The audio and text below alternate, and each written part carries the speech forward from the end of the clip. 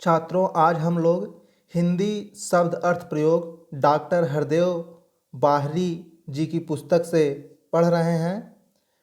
यदि आप DTPLSB, KBS, NBS, UP, TGT, PGT तथा अन्य कोई एग्ज़ाम कॉम्पिटिटिव एग्ज़ाम की तैयारी कर रहे हैं जहां हिंदी पूछा जाता है, तो यह आपके लिए महत्वपूर्ण है। इसके पहले भी हम लोग वीर बहादुर सिंह पूर्वांचल विश्वविद्यालय MA द्वितीय वर्ष हिंदी साहित्य का तीसरा पेपर जो होता है हिंदी साहित्य का इतिहास, और जो चौथा पेपर ऑप्शनल होता है लोक साहित्य, उसका पूरा कंप्लीट अध्ययन कर चुके हैं।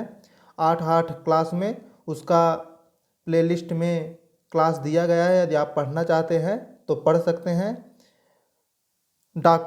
हिंदी शब्द अर्थ प्रयोग डॉक्टर हरदेव बाहरी की पुस्तक से हम लोग अध्ययन करने जा रहे हैं। आज यह पहला क्लास है और टॉपिक है संज्ञा। हम लोग शुरू करते हैं आज यहीं से। तो संज्ञा का अर्थ होता है नाम। संसार में जितने भी व्यक्ति या वस्तुएं हैं उनका कोई न कोई नाम अवश्य होता है। मोहन स्कूल जा रहा है, आम में मिठास है, मोर नाच रहा है। ऊपर के वाक्यों में मोहन किसी व्यक्ति का नाम है, स्कूल एक स्थान का नाम है, आम एक फल का नाम है, मिठास एक गुण का नाम है, मोर एक पक्षी का नाम है। ये सब प्राणी, पदार्थ, पक्षी, स्थान, भाव आदि के नाम है। अतः नाम का दूसरा नाम संज्ञा है। परिभाषा: किसी व्यक्ति, वस्तु, स्थान, जात या भाव के नाम को संज्ञा कहते हैं। उदाहरणार्थ: कमला, पटना, अंगूर, चमेली, हिमालय, गंगा आदि। अब संज्ञा के भेद हैं। संज्ञा के 5 भेद होते हैं। पहला व्यक्तिवाचक संज्ञा, दूसरा जातिवाचक संज्ञा, तीसरा द्रव्यवाचक संज्ञा, चौथा समूहवाचक संज्ञा, पांचवा भाववाचक संज्ञा। पहला है व्यक्तिवाचक संज्ञा। व्यक्तिवाचक संज्ञा से केवल एक ही व्यक्ति या वस्तु का बोध होता है। जैसे क है व्यक्तियों के नाम: राम, श्याम, गीता, किरण। उसके बाद ख है देशों के नाम: भारत, जापान, चीन। उसके बाद ग है नदियों के नाम: गंगा, यमुना। घ शहरों के नाम: पटना, इलाहाबाद, या फिर और शहर का नाम आप बता सकते हैं। उसके बाद अंगा है पुस्तकों के नाम: रामायण, महाभारत। अब दूसरा है जातिवाचक संज्ञा। जातिवाचक संज्ञा से व्यक्तियों या वस्तुओं की पूरी जाति का बोध होता है। जैसे क मनुष्य: लड़का, लड़की, आदमी, औरत, भाई, बहन। ख पशु पक्षी: गाय, घोड़ा, तोता, मोर। और ग है वस्तुओं के नाम: घर, घड़ी, मेज, कुर्सी, किताब। उसके बाद घ है पदों या व्यवसायों के नाम: शिक्षक, लेखक, मंत्री। उसके बाद जो तीसरा संज्ञा है वो है द्रव्यवाचक संज्ञा। तो द्रव्यवाचक संज्ञा से उस द्रव्य या पदार्थ का बोध होता है जिसे हम माप या तौल सकते हैं पर गिन नहीं सकते। जैसे क धातुओं तथा खनिजों के नाम: लोहा, सोना, चांदी। ख खाने पीने की वस्तुओं के नाम: दूध, पानी, घी, तेल। उसके बाद चौथा संज्ञा है समूहवाचक संज्ञा।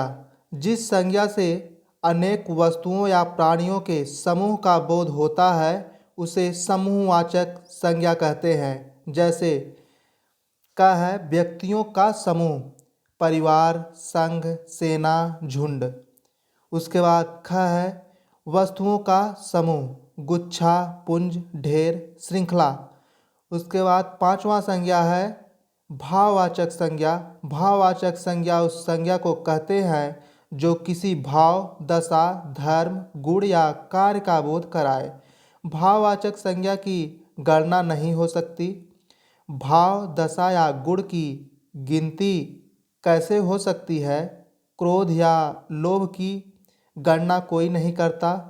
क्रोध, लोभ, मोह, आनंद, यौवन, शैशव, धैर्य, वीरता, लिखाई, पढ़ाई, ये शब्द भाववाचक हैं। ये भाववाचक संज्ञाएं प्रायः 3 प्रकार के शब्दों से बनती हैं। क है क्रियाओं से, काटना से काट, सजाना से सजावट, चलना से चलन, लिखना से लिखावट। और ख है संज्ञा से, बाल से बालपन, मनुष्य से मनुष्यता, मनुष्यत्व, शिव से शिवत्व।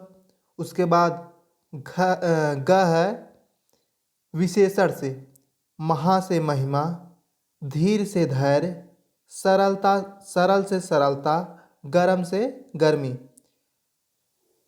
संज्ञा के विकार। संज्ञा शब्द विकारी होते हैं। यह विकार 3 कारणों से होता है। लिंग, वचन, कारक। पहला है लिंग। तो जैसे इसमें भी दिया गया है, क लड़का दौड़ता है और ख लड़की दौड़ती है।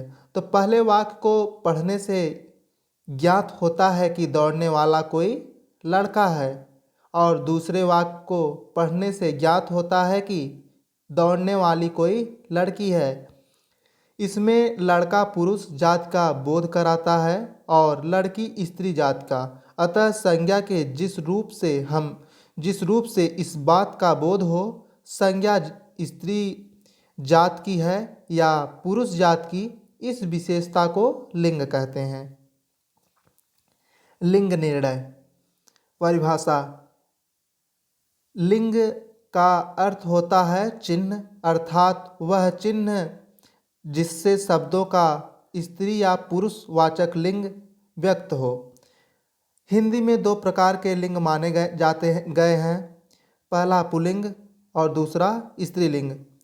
पुल्लिंग पुरुष जात का बोध कराने वाले संज्ञा शब्दों को पुल्लिंग कहते हैं। जैसे राम खाना खाता है, इसमें राम लड़का है और वह पुरुष जात का बोध कराने के कारण पुल्लिंग है। और स्त्रीलिंग स्त्री जात का बोध कराने वाले संज्ञा शब्दों को स्त्रीलिंग कहते हैं। जैसे राधा गाती है, इसमें राधा लड़की है और वह स्त्री जात का बोधक होने के कारण स्त्रीलिंग है। वचन। परिभाषा। संज्ञा अथवा सर्वनाम के जिस रूप से एक या एक से अधिक का बोध होता है उसे वचन कहते हैं। हिंदी में वचन केवल 2 होते हैं। पहला है एक वचन सिंगुलर नंबर और दूसरा बहुवचन प्लूरल नंबर। एक वचन शब्द के जिस रूप से केवल एक का बोध होता है उसे एक वचन कहते हैं। जैसे बालक पढ़ता है, दूसरा बालिका खेलती है और तीसरा घोड़ा दौड़ता है। बालक, बालिका और घोड़ा एक वचन हैं क्योंकि इनसे केवल एक ही बालक, बालिका और घोड़े का बोध होता है। बालक, बालिका और घोड़ा मतलब एक ही का बोध हो रहा है। उसके बाद बहुवचन शब्द के जिस रूप से एक से अधिक का बोध होता है उसे बहुवचन कहते हैं। जैसे पहला है बालक पढ़ते हैं, बालिकाएं खेलती हैं, घोड़े दौड़ते हैं। बालक, बालिकाएं और घोड़े बहुवचन हैं क्योंकि इनसे एक से अधिक का बोध होता है। उसके बाद कारक संज्ञा या सर्वनाम के जिस रूप से उसका संबंध वाक्य के किसी दूसरे शब्द के साथ जाना जाए उसे कारक कहते हैं। वाक्य में प्रयुक्त शब्द आपस में संबद्ध होते हैं। क्रिया के साथ संज्ञा का सीधा संबंध ही कारक है। कारक को प्रकट करने के लिए संज्ञा और सर्वनाम के साथ जो चिन्ह लगाए जाते हैं उन्हें विभक्तियाँ कहते हैं। जैसे पेड़ पर फल लगते हैं। इस वाक्य में पेड़ कारकी पद है और पर कारक सूचक चिन्ह अथवा विभक्तियां हैं। हिंदी में 8 कारक माने गए हैं, कारक और विभक्तियां। तो पहला कर्ता, इसकी विभक्ति है ने। कर्म को करण से द्वारा। संप्रदान, इसकी विभक्ति है को के लिए हेतु। अपादान से अलग होने के अर्थ में। संबंध का के की रा रे री। उसके बाद अधिकरण में पर विषय में। संबोधन हे अरे आय ओ आय हाय। हे अरे आय ओ हाय, ये संबोधन हो गया, संबोधन की विभक्ति। उसके बाद है कर्ता कारक। संज्ञा या सर्वनाम के जिस रूप से क्रिया के करने वाले का बोध हो उसे कर्ता कारक कहते हैं। इसका चिन्ह ने कभी कर्ता के साथ लगता है, कभी नहीं। उदाहरणार्थ, रमा ने पुस्तक पढ़ी, मोहन खेलता है, पक्षी उड़ता है। इन वाक्यों में रमा, मोहन और पक्षी कर्ता कारक हैं क्योंकि इनके द्वारा क्रिया के करने वाले का बोध होता है। कर्म कारक। संज्ञा या सर्वनाम के जिस रूप पर क्रिया का प्रभाव या फल पड़े उसे कर्म कारक कहते हैं। कर्म के साथ को विभक्ति आती है, इसकी यही मुख्य पहचान होती है। कभी कभी को विभक्ति का लोप भी हो जाता है। उसने श्याम को पढ़ाया, लड़की ने लड़के को देखा, राहुल ने चोर को पकड़ा, राम पुस्तक पढ़ रहा है। कहना और पूछना के साथ से का प्रयोग होता है, को का नहीं। जैसे राम ने रहीम से कहा, मोहन ने श्याम से पूछा। यहाँ से के स्थान पर को का प्रयोग अनुचित है। करण कारक। जिस साधन से अथवा जिसके द्वारा किसी क्रिया पूरी की जाती है उस संज्ञा को करण कारक कहते हैं। इसकी मुख्य पहचान से अथवा द्वारा है। उदाहरणार्थ, श्याम गेंद से खेलता है, आदमी चोर को लाठी द्वारा मारता है। यहाँ गेंद से अथवा लाठी द्वारा करण कारक है। संप्रदान कारक। जिसके लिए क्रिया की जाती है उसे संप्रदान कारक कहते हैं। इसमें कर्म कारक को भी प्रयुक्त होता है किंतु उसका अर्थ के लिए होता है। उदाहरणार्थ, कमल मोहन के लिए गेंद लाता है, हम पढ़ने के लिए स्कूल जाते हैं, माँ बच्चे को मिठाई देती है। उपरोक्त वाक्यों में मोहन के लिए, पढ़ने के लिए और बच्चों को संप्रदान कारक है। अपादान कारक। अपादान कारक, अपादान का अर्थ है अलग होना। जिस संज्ञा अथवा सर्वनाम से किसी वस्तु का अलग होना ज्ञात हो उसे अपादान कारक कहते हैं। करण कारक की भांति अपादान कारक का चिन्ह भी से है, परंतु करण कारक में इसका अर्थ सहायता होता है और अपादान में अलग होना होता है। उदाहरणार्थ, हिमालय से गंगा निकलती है, वृक्ष से पत्ता गिरता है, घुड़सवार घोड़े से गिरता है।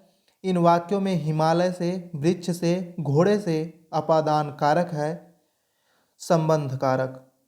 संज्ञा अथवा सर्वनाम के जिस रूप से एक वस्तु का संबंध दूसरी वस्तु से जाना जाए उसे संबंध कारक कहते हैं।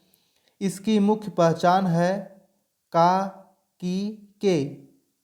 अर्थात कमल की किताब मेज पर है, राम का घर दूर है। संबंध कारक क्रिया से भिन्न शब्द के साथ ही संबंध सूचित करता है। अधिकरण कारक। संज्ञा के जिस रूप से क्रिया के आधार का बोध होता है उसे अधिकरण कारक कहते हैं। इसकी मुख्य पहचान है में, पर। उदाहरणार्थ, घर पर माँ है, घोंसले में चिड़िया है, सड़क पर गाड़ी खड़ी है। यहाँ घर पर, घोंसले में और सड़क पर अधिकरण कारक है। संबोधन कारक संज्ञा के जिस रूप से किसी को पुकारने या सावधान करने का बोध हो उसे संबोधन कारक कहते हैं।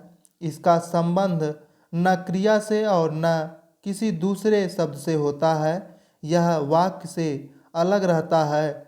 इसका कोई कारक चिन्ह भी नहीं है। उदाहरणार्थ, खबरदार, रीना को मत मारो, रमा, देखो कैसा सुंदर दृश्य है, लड़के जरा इधर आ। उसके बाद है सर्वनाम। सब नामों के स्थान पर जिन शब्दों का प्रयोग होता है वे सर्वनाम होते हैं। जैसे राम ने कहा कि वह बाजार जा रहा है, वह राम के स्थान पर। सीमा ने कहा कि मैं खाना बना रही हूँ, मैं सीमा के स्थान पर। मोहन ने आकाश से पूछा कि तुम कब आओगे, तुम आकाश के स्थान पर। उपरोक्त वाक्यों में वह मैं, तुम सर्वनाम है। इस प्रकार से नाम के स्थान पर आने वाले शब्दों को ही सर्वनाम कहते हैं। परिभाषा: जो शब्द संज्ञा के स्थान पर प्रयुक्त होते हैं उन्हें सर्वनाम कहते हैं। उदाहरणार्थ, मैं, तुम, वह, यह, आप, कौन, कोई, इसका, उसका, तुम्हारा, हमारा और आपका आदि सर्वनाम है। सर्वनाम के भेद: अर्थ की दृष्टि से सर्वनाम के 6 भेद हैं। पुरुषवाचक सर्वनाम, दूसरा निश्चयवाचक सर्वनाम, तीसरा निजवाचक सर्वनाम, चौथा संबंधवाचक सर्वनाम, पांचवा अनिश्चयवाचक सर्वनाम और छठवां प्रश्नवाचक सर्वनाम। पहला पुरुषवाचक सर्वनाम है। पुरुषवाचक सर्वनाम पुरुष के नाम के बदले आते हैं।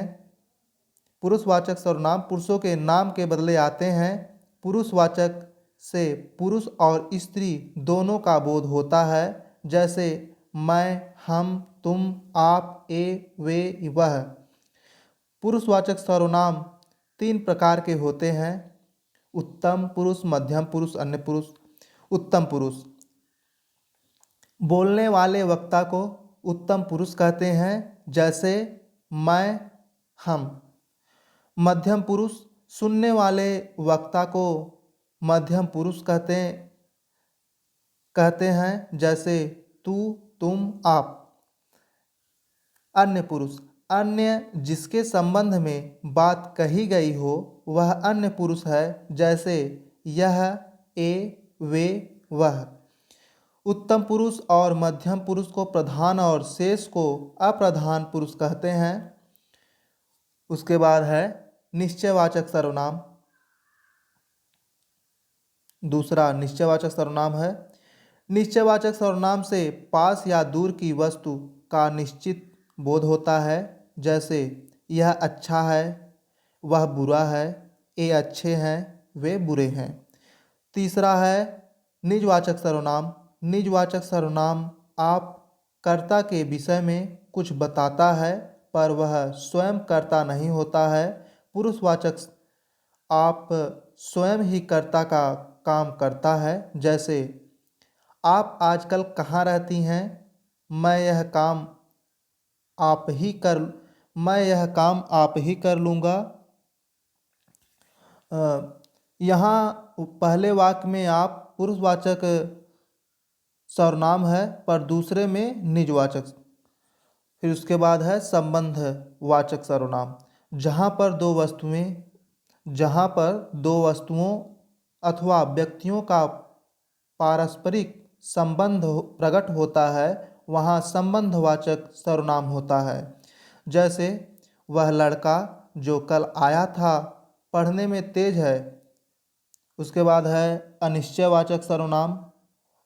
जो सर्वनाम किसी ऐसे व्यक्ति या पदार्थ का बोध कराए जिसका कोई पता ठिकाना ज्ञात न हो, अर्थात जिस सर्वनाम से किसी व्यक्ति या पदार्थ का बोध न हो उसे अनिश्चयवाचक सर्वनाम कहते हैं। जैसे कोई आया था, घर में कुछ नहीं है, कुछ दे दो। उसके बाद है प्रश्नवाचक सर्वनाम। जिस सर्वनाम से प्रश्न का बोध होता है उसे प्रश्नवाचक सर्वनाम कहते हैं। जैसे यहाँ कौन है जो मुझे नहीं जानता, तुम कैसे आए, वह क्या चाहता है, ये प्रश्नवाचक सर्वनाम हो गया। उसके बाद है विशेषण। संज्ञा हो गया, सर्वनाम हो गया, उसके बाद हम लोग पढ़ रहे हैं विशेषण। संज्ञा या सर्वनाम की विशेषता बताने वाले शब्द को विशेषण कहते हैं। प्राणी, वस्तु, स्थान आदि के रूप, आकार, अवस्था, रंग, गणना आदि की दृष्टि से अनेक गुण होते हैं। इन सभी गुणों को व्यक्त करने में विशेषण पद सहायक होता है। सभी प्रकार के नामों संज्ञाओं के साथ विशेषण लगाकर उनके गुण, परिमाण, संख्या आदि का बोध कराया जा सकता है। अतः विशेषण का कार्य संज्ञाओं को विशेषता बतलाना है। परिभाषा: जिस शब्द से संज्ञा या सर्वनाम की विशेषता का बोध हो उसे विशेषण कहते हैं। यह विशेषता संज्ञा के आकार, अवस्था, रूप, गुण, स्वभाव, स्थिति आदि से संबंधित हो सकती है। यथा संख्या, वहाँ 4 लड़के बैठे थे। आकार, अध्यापक के हाथ में लंबी छड़ी है। अवस्था, श्याम 10 वर्ष का है। रूप, राधा सुंदर लड़की है। गुण, उसका कोट पुराना था। स्वभाव, श्याम मोहन जी मिलनसार व्यक्ति हैं। स्थिति, शीला उनकी लाडली बेटी है। ऊपर के वाक्यों में विशेषण मोटे अक्षरों में दर्शाए गए हैं। विशेषण के साथ 2 प्रमुख बातें जुड़ी होती हैं, विशेष्य और प्रविशेषण। विशेष्य उस शब्द को कहते हैं जिसकी विशेषता बताई जाती है, अर्थात जिसकी विशेषता विशेषण से प्रकट होती है। यथा मोहन सुंदर बालक है, यहाँ बालक विशेष्य है क्योंकि सुंदर शब्द उसकी विशेषता बतलाता है। कभी कभी विशेषण की भी विशेषता बतानी पड़ती है। इस काम को प्रविशेषण संपन्न करता है। प्रविशेषण उस शब्द को कहते हैं जो विशेषण की विशेषता बतलाता है। यथा कृष्ण बहुत सुंदर है, यहाँ सुंदर विशेषण की विशेषता बहुत से व्यक्त हुई है। अतः बहुत शब्द प्रविशेषण है। प्रत्येक विशेषण के साथ प्रविशेषण का होना आवश्यक नहीं है। वाक्य में विशेषण का प्रयोग 2 प्रकार से होता है। एक, जब वह विशेष्य संज्ञा अथवा सर्वनाम के पूर्व प्रयुक्त होता है, और दूसरा जब वह विशेष्य के पश्चात आता है। पहली स्थिति में वह विशेष्य विशेषण या उद्देश्य विशेषण कहलाता है। यथा झूठी बात मत बोलो। दूसरी स्थिति में वह विशेष्य के बाद में आता है, अतः विधेय विशेषण कहलाता है। यथा वह बात झूठी थी। विशेषण के भेद। विशेषण के मुख्य रूप से 4 भेद हैं: गुणवाचक, परिणामवाचक, गुणवाचक, परिमाणवाचक, सार्वनामिक और संख्यावाचक। गुणवाचक विशेषण, जिस विशेषण से किसी संज्ञा या सर्वनाम का गुण, दोष, रूप, रंग, आकार, प्रकार, संबंध, दशा आदि का पता चले उसे गुणवाचक विशेषण कहते हैं। यथा गुण, वे विद्वान व्यक्ति हैं। श्यामा शांत स्वभाव की लड़की है। दोष, सोहन दुष्ट लड़का है। रमा बुरी लड़की है। रूप, वह बहुत ही सुंदर लड़की है। रंग, श्याम हरी कमीज पहने है, कमला लाल फ्रॉक पहनी है। आकार, वह मोटा आदमी इधर ही आ रहा है। दशा, दीनू दुर्बल व्यक्ति हैं। राम स्वस्थ बालक है। ऊपर के वाक्यों में मोटे अक्षरों में दिए गुणवाचक विशेषण संज्ञाओं और सर्वनामों के गुण, दोष, रूप, रंग, आकार, दशा आदि का बोध कराते हैं।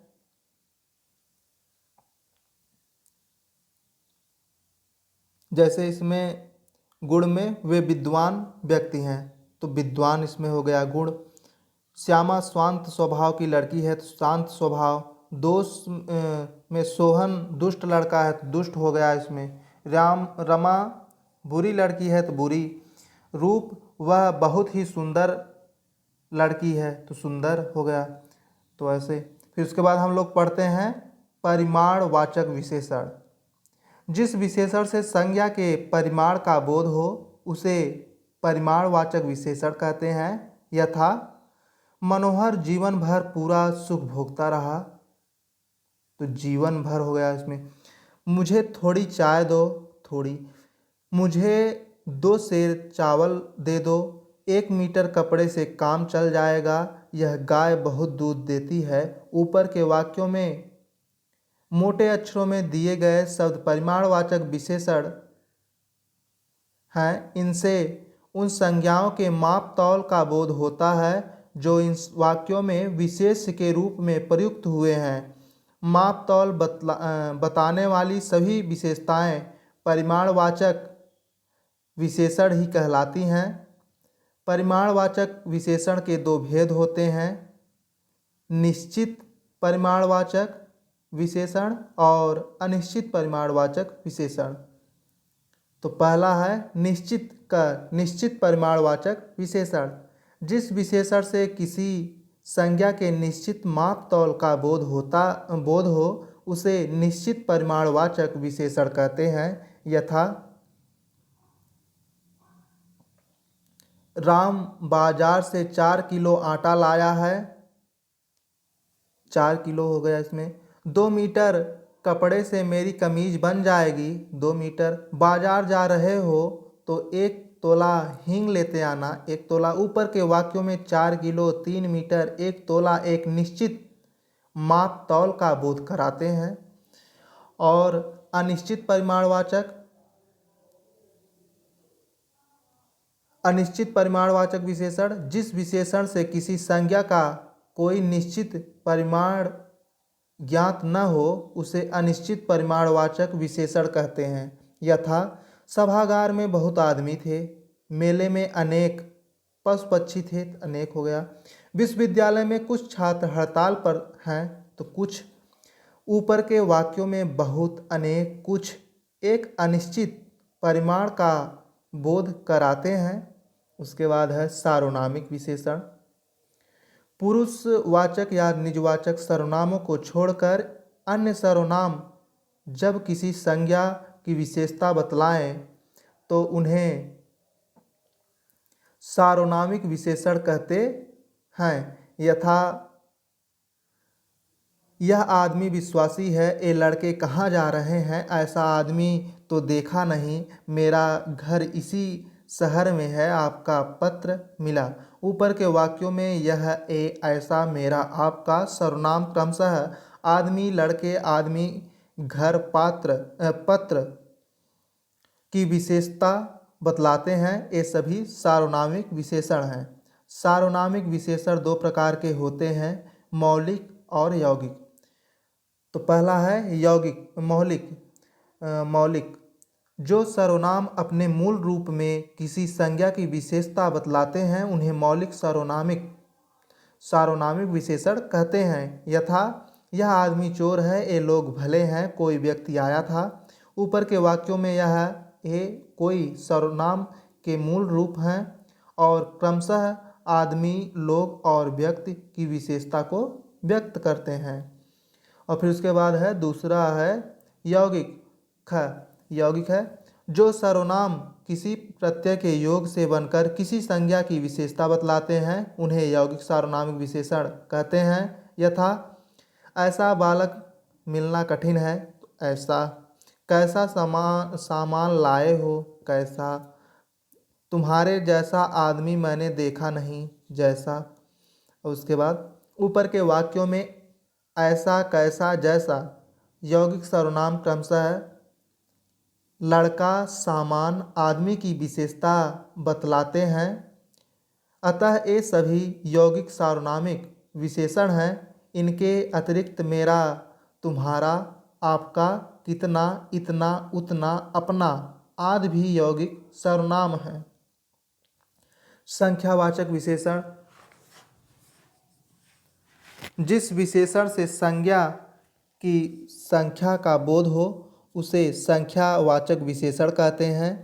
यथा यहाँ 3 बालक और 4 बालिकाएं मौजूद हैं, तो 3 और 4। तीसरा आदमी कहाँ गया? तीसरा। वे दोनों स्कूल गए, दोनों। यहाँ हर एक आदमी ईमानदार है, हर एक। ऊपर के वाक्यों में 3, 4, तीसरा, दोनों हर एक शब्द संख्यावाची हैं और सभी संज्ञाओं की विशेषता बतलाते हैं। संज्ञावाचक विशेषण के 5 भेद हैं: गणनावाचक, क्रमवाचक, आवृत्तिवाचक, समुदायवाचक और प्रत्येक बोधक। तो पहला है का गणनावाचक, जो संख्यावाचक विशेषण पूर्णांक बोध और अपूर्णांक बोधक के रूप में गिनने योग्य हों उन्हें गणनावाचक कहते हैं। यथा पूर्णांक बोधक, 2 आदमी जा रहे हैं। अपूर्णांक बोधक में आधा किलो दाल मिली, तो आधा अपूर्णांक है।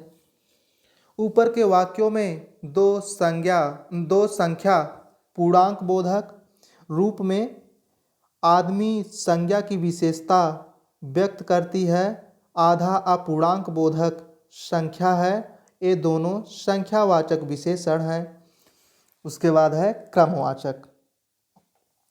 क्रमवाचक, जो संख्यावाचक विशेषण संख्या के क्रमांक को सूचित करते हैं उन्हें क्रमवाचक कहते हैं। यथा पहला व्यक्ति आगे रहेगा, तीसरा और चौथा आदमी एक दूसरे के पीछे रहेंगे, तो पहला और तीसरा, चौथा। उसके बाद है आवृत्तिवाचक, जो संख्यावाचक विशेषण किसी संख्या की आवृत्ति को सूचित करता है उसे आवृत्तिवाचक कहते हैं। जैसे यथा दूना, तिगुना, 4 गुना, दोबारा, तिबारा आदि। घ है समुदायवाचक, जो संख्यावाचक विशेषण समूह या समुदाय का बोध कराए उसे समुदायवाचक कहते हैं। यथा दोनों, तीनों, चारों आदि, तो ये समुदाय हो गया, दोनों, तीनों, चारों। उसके बाद है प्रत्येक बोधक, जो संख्या एक का बोध कराए उसे प्रत्येक बोधक संख्या कहते हैं। यथा हर एक, प्रत्येक, एक एक। उसके बाद है विशेषण की तुलनावस्था। विशेषण की तुलनावस्था, जब दो संज्ञाओं के गुण या अवस्था की तुलना की जाती है तब विशेषण से पूर्व से अपेक्षाकृत की अपेक्षा की तुलना में, मुकाबले में, से कहीं बढ़कर, से बढ़ चढ़कर आदि का प्रयोग किया जाता है। यथा रानी तुम्हारी लड़की से छोटी है, प्रकाश का घर तुम्हारे घर से बड़ा है, राम की अपेक्षा रवि सुंदर है, सभी लड़कों में अपेक्षाकृत मनोहर तेज है, मोहन के मुकाबले श्याम मोटा है। ऊपर के वाक्यों में मोटे अक्षरों में दिए गए दो संज्ञाओं के गुण और अवस्था को तुलनात्मक दृष्टि से दिखाते हैं। जब दो से अधिक संज्ञाओं के बीच तुलना करते हैं तब सबसे सर्वाधिक आदि का प्रयोग करते हैं। यथा 4 भाइयों में राम सबसे बुद्धिमान है, मोहन अपनी कक्षा का सर्वाधिक योग्य छात्र है। जब दो संज्ञाओं के बीच तुलना होती है तो विशेषण की स्थिति को उत्तरावस्था कहते हैं, 2 से अधिक की स्थिति को उत्तमावस्था कहते हैं। पर जब कहीं कोई तुलना न की गई हो, अर्थात एक संज्ञा पद हो और उसके किसी गुण की चर्चा हो तब विशेषण की स्थिति में मूलावस्था कहते हैं। ऊपर बताए गए तरीके के अलावा विशेषण की मूलावस्था में तर और तम लगाकर उसके उत्तरावस्था और उत्तमावस्था को तुलनात्मक दृष्टि से दिखाया जाता है। इस प्रकार के कतिपय उदाहरण देखे जा सकते हैं। मूलावस्था, उत्तरावस्था, उत्तमावस्था।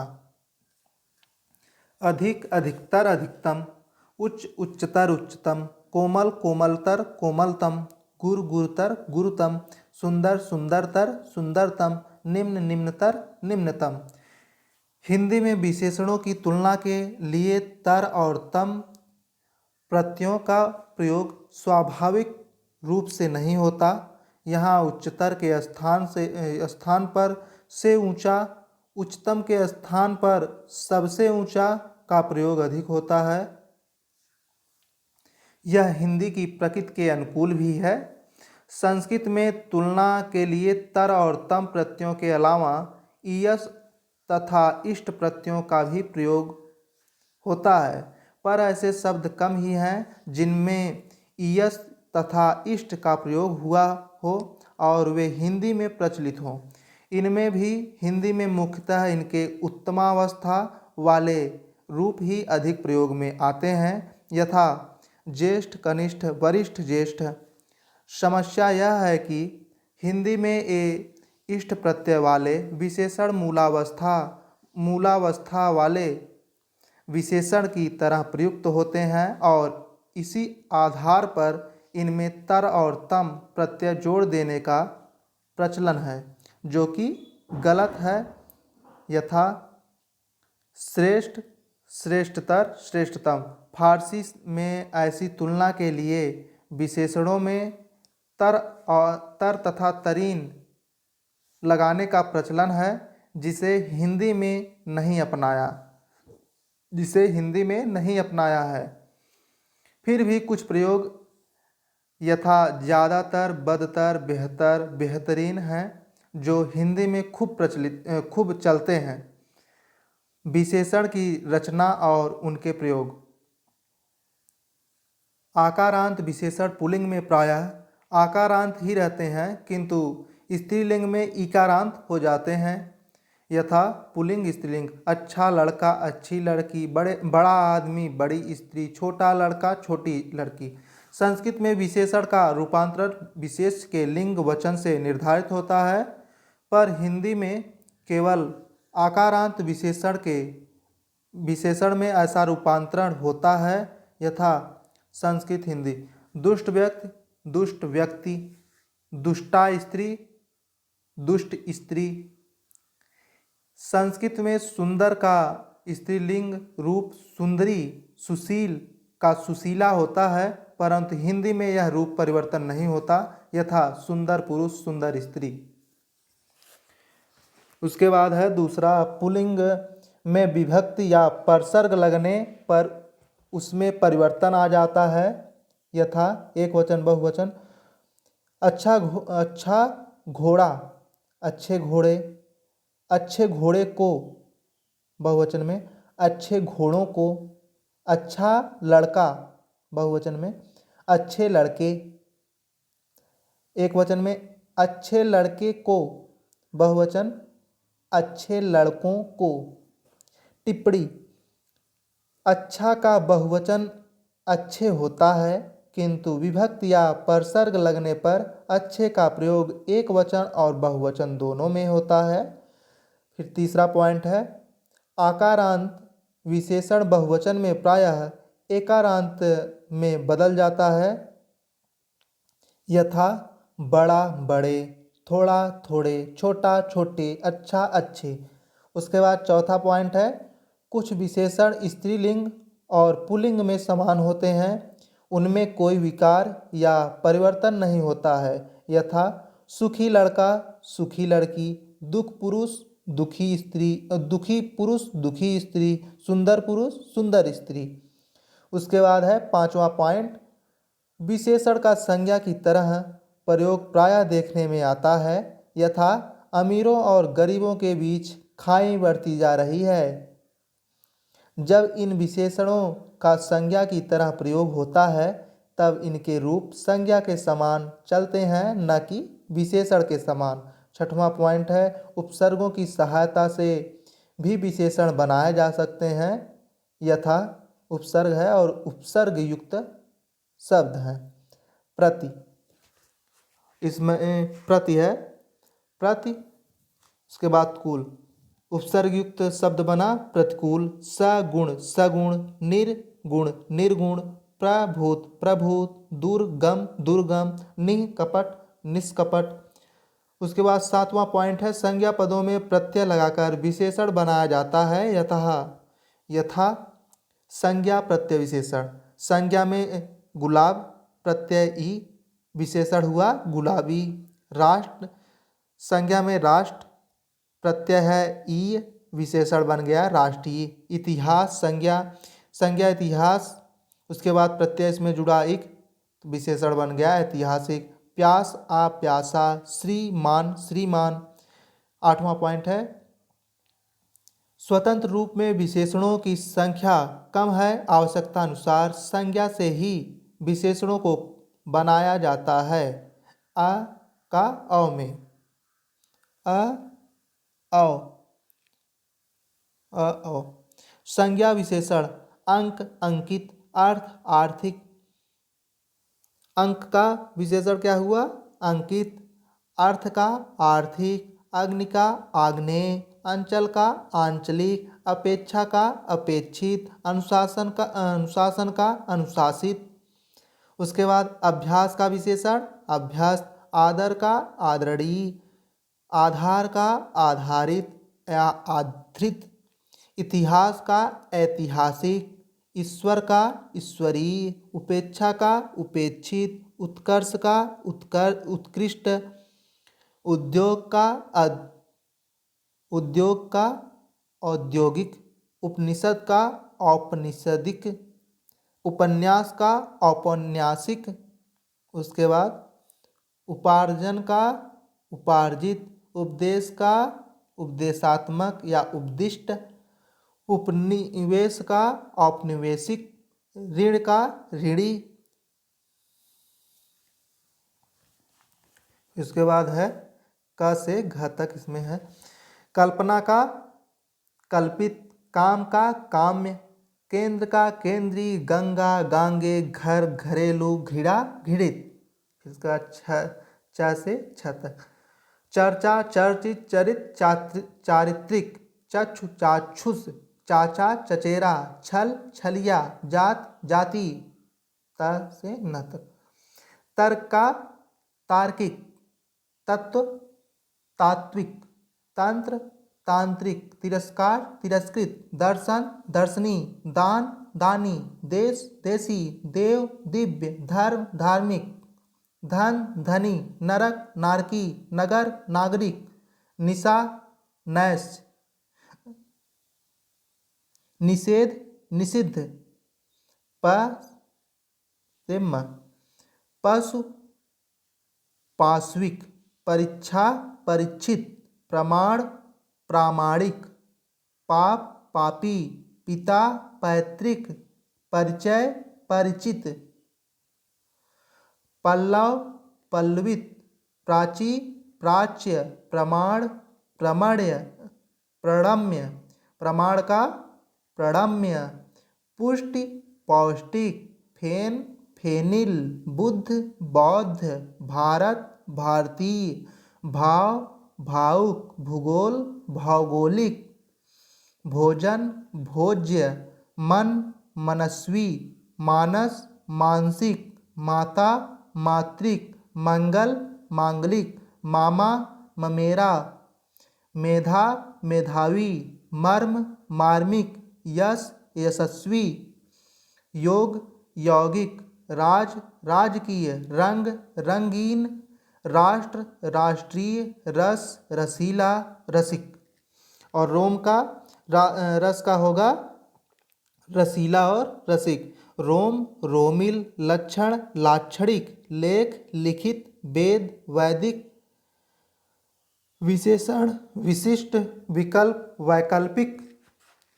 विवाह वैवाहिक, विज्ञान वैज्ञानिक, विश्वास विश्वसनीय या विश्वस्त, विश्वसनीय या विश्वस्त, व्यक्ति वैयक्तिक, व्यापार व्यापारिक, विपत्ति विपन्न, वाद वादी,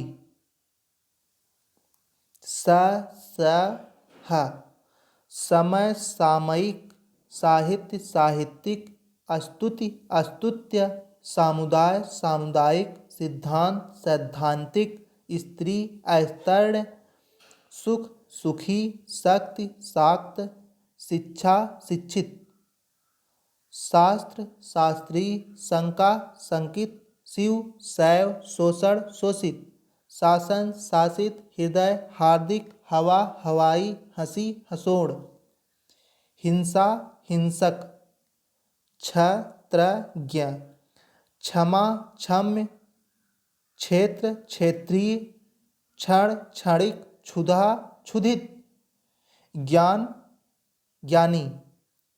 उसके बाद है क्रिया। तब क्रिया, क्रिया जिन शब्दों से काम का करना या होना पाया जाए उन्हें क्रिया कहते हैं। क्रिया का अर्थ होता है काम का करना या होना, इसलिए क्रिया से सदा कार्य का बोध होता है। क्रिया 3 प्रकार के शब्दों से बनती है। पहला धातु से, दूसरा संज्ञा से, तीसरा विशेषता से। पहला धातु से। धातु से पढ़ना, पढ़ प्लस ना। संज्ञा से हथियाना, हाथ प्लस आ प्लस ना। विशेषता से चिकनाना, चिकना प्लस आ प्लस ना, चिकनाना हो गया। उसके बाद हिंदी की अधिकांश क्रियाएं धातु से बनती हैं। धातु में ना जोड़ने से क्रिया का सामान्य रूप बनता है। इसका अर्थ है कि सामान्य क्रिया से ना हटा देने पर जो शब्द रह जाता है उसे धातु कहते हैं। धातु प्लस ना बराबर सामान्य क्रिया, पढ़ प्लस ना पढ़ना। इस प्रकार धातु का अर्थ है क्रिया का मूल रूप। रचना की दृष्टि से क्रियाएं 2 प्रकार की होती हैं। पहला रूढ़ मूल हो गया और दूसरा यौगिक। रूढ़ क्रियाएं, रूढ़ क्रियाएं वे हैं जो धातु से बनती हैं, क्योंकि धातु का अर्थ ही है मूल। खाना खाया, खाती, खाऊं, खाए, खाऊंगा, खाएगा आदि में एक धातु विद्यमान है।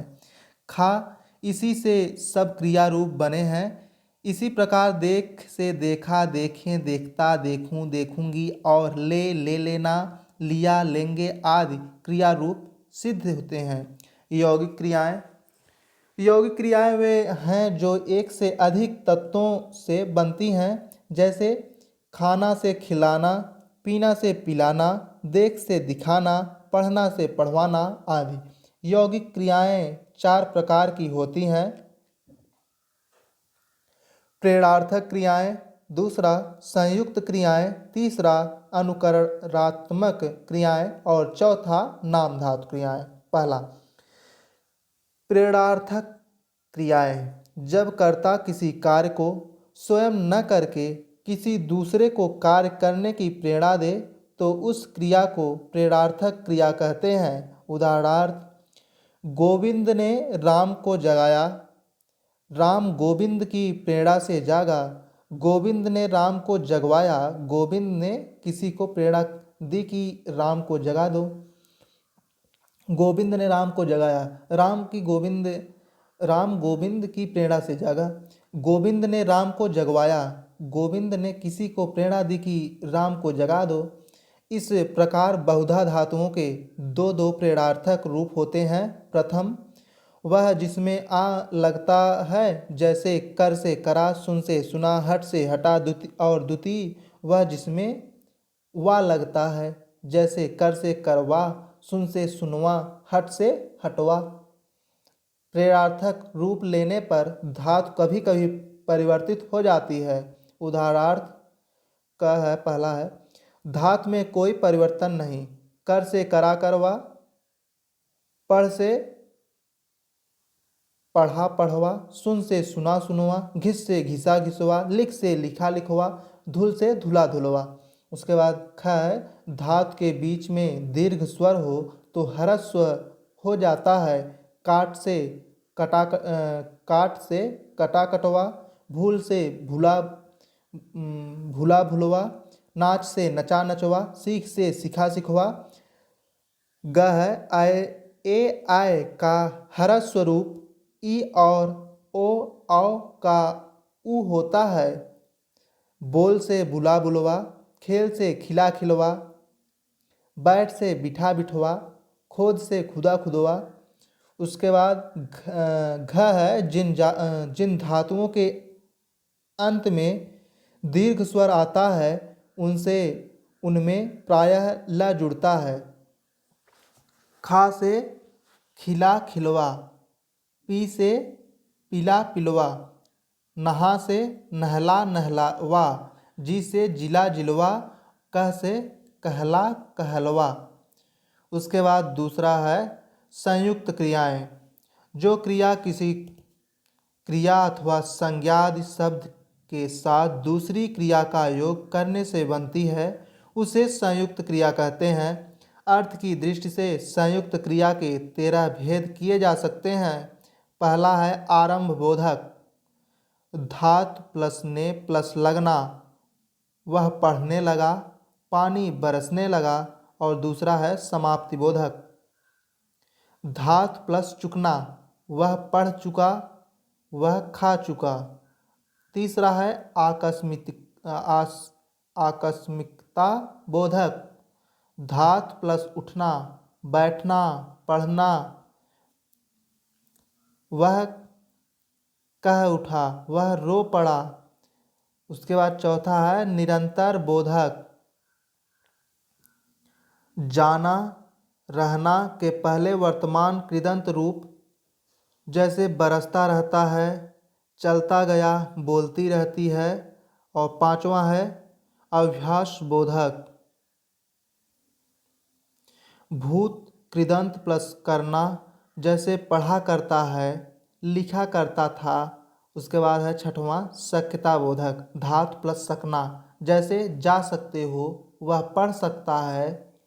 उसके बाद सातवां है धात प्लस ने प्लस पाना, वह पढ़ने न पाया, जाने न पाया।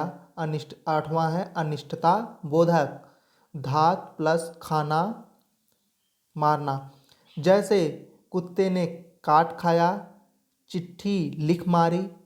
नावा है इच्छा बोधक, धात प्लस ना प्लस चाहना, जैसे वह जाना चाहती है, आप क्या खाना चाहेंगे। 10वां है अनुमति बोधक, धात प्लस ने प्लस देना, जैसे उसे पढ़ने दो, मुझे जाने दो, उसे करने दिया गया। फिर उसके बाद 11वां है आवश्यकता बोधक, धात प्लस ना रूप प्लस पढ़ना, चाहिए होना, पढ़ना चाहिए होना, जैसे करना पड़ेगा, जाना चाहिए, लेना चाहिए। और 12वां है अतिशयता बोधक, उसी क्रिया की द्विरुक्ति, जैसे पढ़ते पढ़ते सो गया, बैठे बैठे थक गया, सुन सुनकर।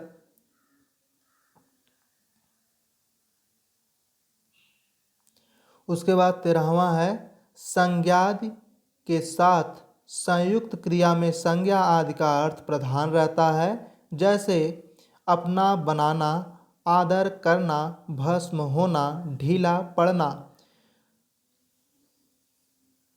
तीसरा अनुकरणात्मक क्रियाएं, ये दूसरा था जिसमें संयुक्त क्रियाएं में हम लोग ये सब पढ़े। उसके बाद तीसरा है अनुकरणात्मक क्रियाएं, किसी वास्तविक या कल्पित धातु के करण अनुकरण में हम क्रियाएं बना लेते हैं, जैसे खट खट से खटखटाना, भन भन से भन भनाना, और थर थर से थरथराना, थर थर से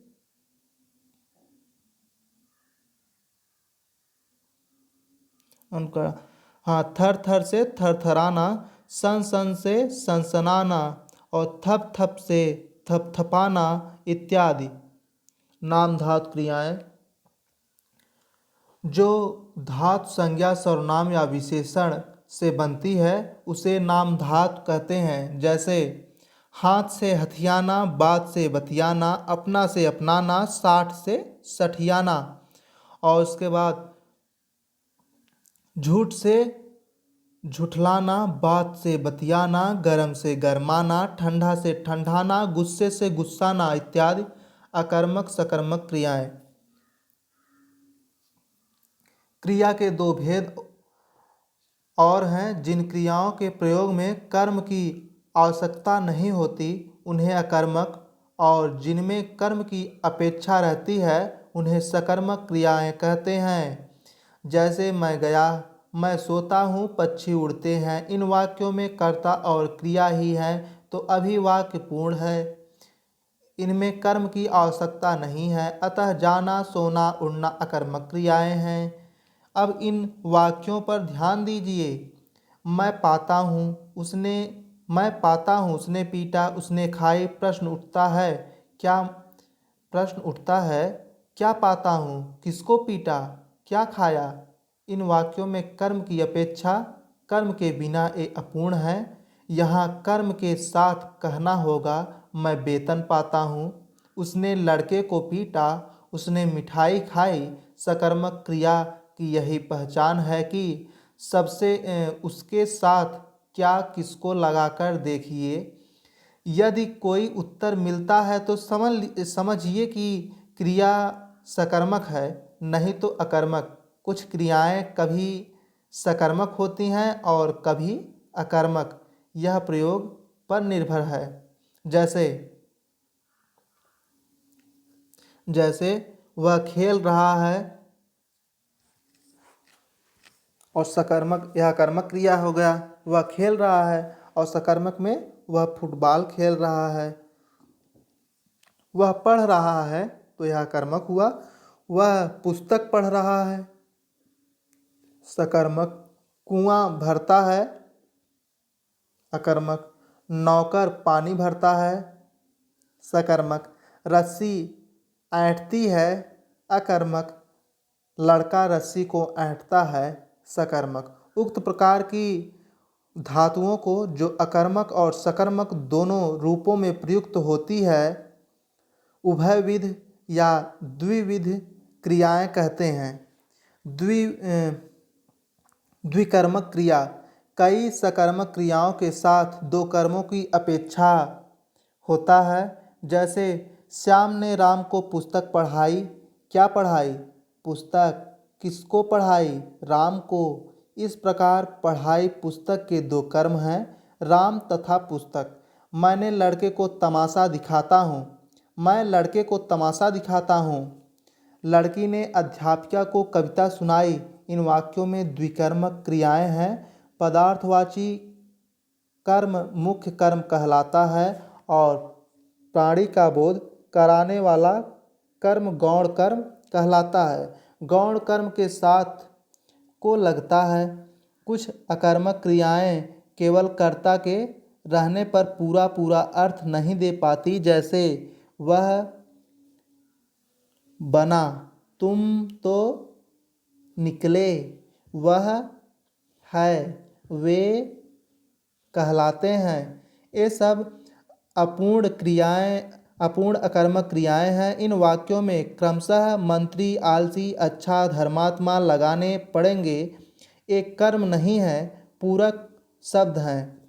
ऊपर के उदाहरणों में आपने देखा होगा कि अकर्मक क्रियाएं प्रायः अलग हैं और सकर्मक क्रियाएं उनसे भिन्न हैं। किंतु बहुत सी ऐसी अकर्मक क्रियाएं हैं जिनका स्वर परिवर्तन या कभी कभी व्यंजन परिवर्तित करने से सकर्मक रूप सिद्ध होता है।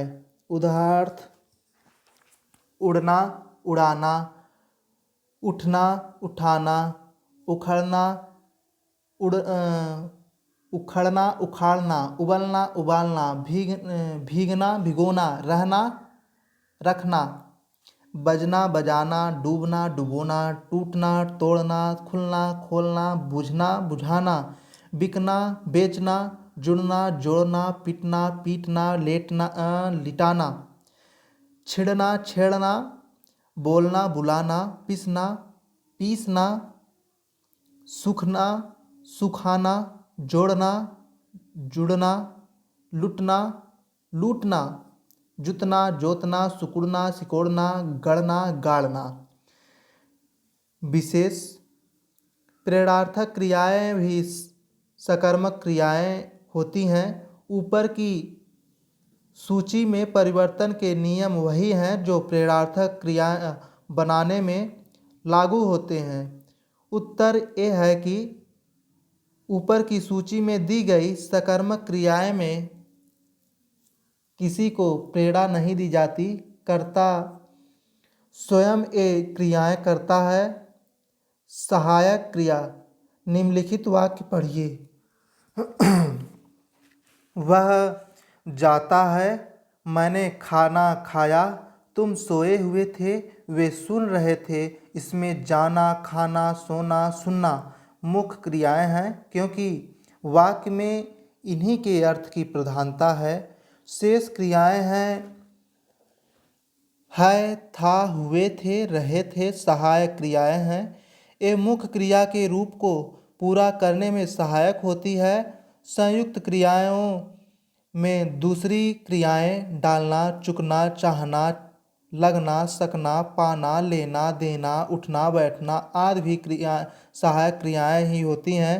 अनेकार्थ क्रियाएं, हिंदी में कुछ ऐसी क्रियाएं हैं जिनका प्रयोग अनेक अर्थों में होता है। यह हिंदी की अद्भुत विशेषता है। उदाहरणार्थ खाना क्रिया है और उसके अनेक अर्थ हो सकते हैं। पहला है वह रोटी खाता है, वह दूसरा वह मार खाता है, तीसरा वह हराम का पैसा खाता है, चौथा वह कसम खाता है, पांचवा वह दूसरों की कमाई खाता है, छठवां वह मेरा सिर खाता है, सातवां वह घूस खाता है, आठवां वह प्रातः काल हवा खाने सैर पर जाता है, नौवां लोहे को जंग खाती है और 10वां मेरा सिर चक्कर खाता है। तो खाने क्रिया है और उसके अनेक अर्थ हैं। यहाँ पे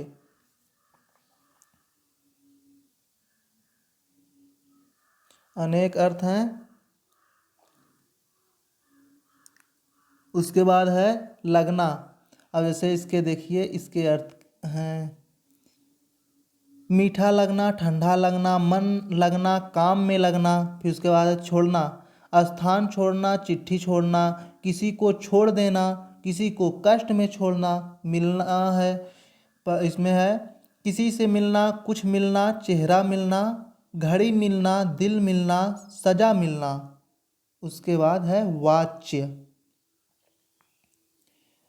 तो वाक्य से यह पता चलता है कि वाक्य में कर्ता कर्म और भाव में से किसकी प्रधानता है।